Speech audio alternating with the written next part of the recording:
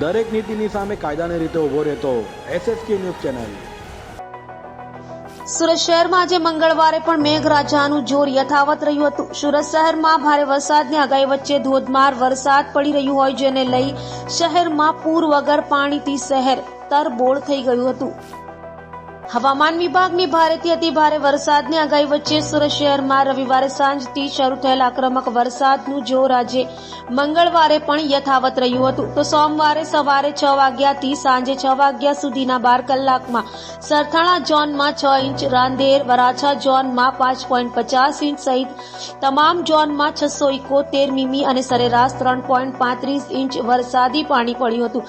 જ્યારે રવિવારે સાંજે 6 વાગ્યાથી સોમવારે સાંજે 6 વાગ્યા સુધીના 24 કલાકમાં તમામ ઝોનમાં કુલ 1728 મીમી અને સરેરાશ 8.63 ઇંચ વરસાદી પાણી પડ્યું હતું।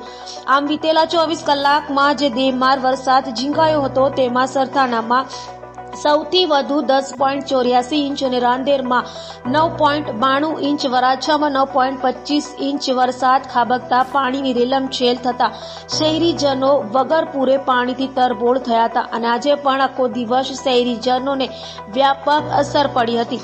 તો આજે એટલે કે મંગળવારે પણ સુરતમાં મેઘમહેર યથાવત રહી હતી।